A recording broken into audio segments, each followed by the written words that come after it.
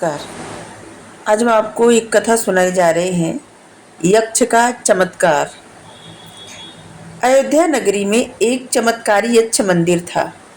हर वर्ष बहुत बड़ा मेला वहाँ पे लगता था और वहाँ की ऐसी परंपरा थी कि हर वर्ष चित्रकार के द्वारा यक्ष का चित्र बनाया जाता था और जिसको यक्ष को दिखाया भी जाता था।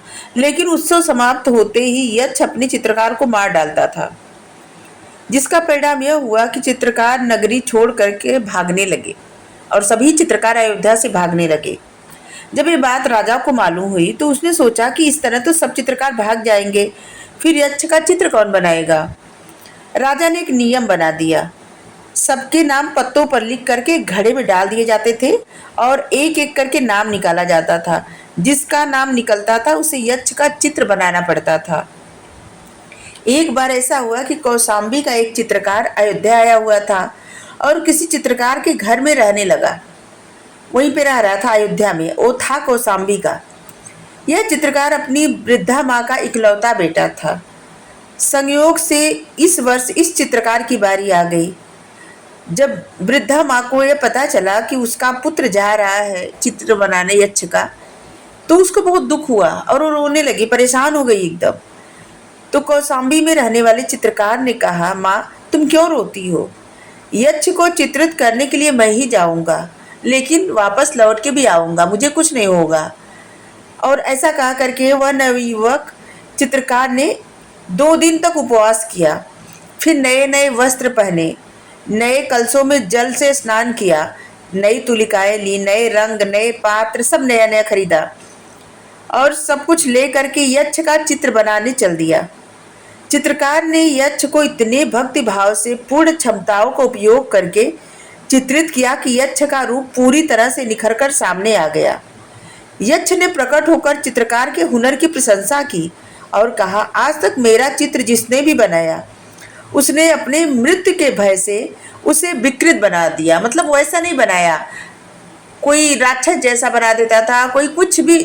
जैसा यक्ष का चित्र बनाना चाहिए था, जैसा यक्ष था वैसा कोई चित्र बना ही नहीं पाता था, क्योंकि लोगों के मन में एक डर होता था कि अगर चित्र खराब हो गया तो मार दिया जाऊंगा।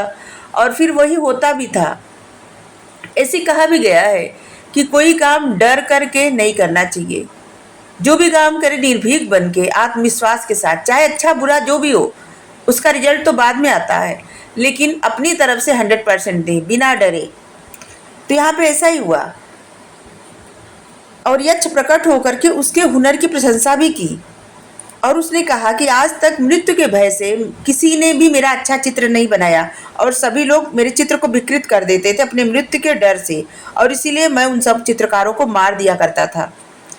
तुम पहले ऐसे चित्रकार हो जो मृत्यु के भय को त्याग करके अपनी उत्कृष्ट कला का नमूना दिए।